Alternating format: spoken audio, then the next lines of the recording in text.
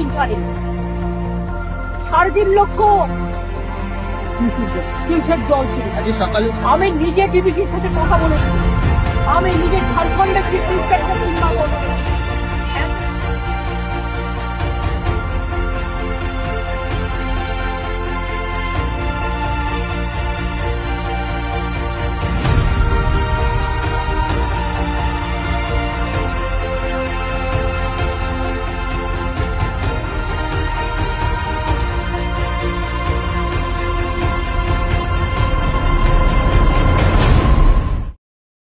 থেকে জল ছাড়ার পরে আমাদের রাজ্যের দক্ষিণবঙ্গের জেলাগুলোতে বন্যার পরিস্থিতি লক্ষ্য করা যাচ্ছে।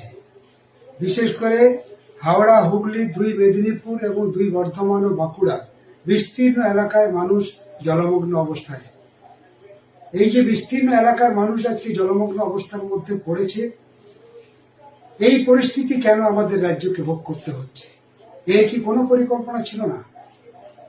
রাজ্যের সঙ্গে কি ঝাড়খণ্ডের যারা ওই দামোদর পরিকল্পনার মধ্যে আছেন, ডিবিসি থেকে যে জল ছাড়া হয়, সেই কমিটিতে কি আমাদের রাজ্যের লোক নেই?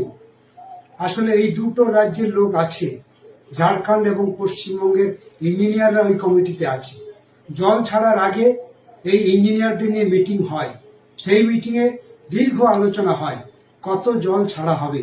এবার আলোচনায় এসেছিল 2,57,000 কিউসিক জল ছাড়া হবে। মুখ্যমন্ত্রী এখন বলছেন যে 3 লক্ষের বেশি কিউসিক জল ছাড়া হয়েছে। মুখ্যমন্ত্রী অসত্য কথা বলছেন। আসল কথাটা হচ্ছে আমাদের রাজ্যের মুখ্যমন্ত্রী তার সেচ দপ্তরের পরিকল্পনা নেই কেন? জল তো ছাড়া হবে, দামোদরের জল তো আটকে রাখা যাবে না। কারণ জল যখন ছাড়া হবে, তোমার এলাকায় যে জলটা ঢুকবে সেই এলাকা কোন কোন জেলা দিয়ে যাবে, সেই জেলায় নিচু এলাকা কোথায় আছে, তার কোথায় পরিকল্পনা?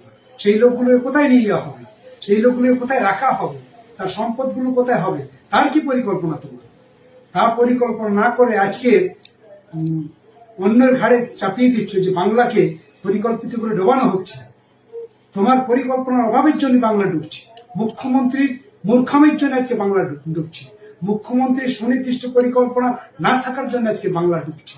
আজকের বাংলার এই যে বেহাল অবস্থা, আজকের যে মানুষগুলো জলের মধ্যে তলিয়ে যাচ্ছে, আজকের যে আমাদের লক্ষ লক্ষ হেক্টর জমি ধান আজকে জলের তলায় চলে যাচ্ছে, মানুষ গবাদি পশু এই সব যে জলের তলায় চলে যাচ্ছে, এই সব কিছুর জন্য আমাদের রাজ্যের মুখ্যমন্ত্রী দায়ী এবং তার সেচ দপ্তর।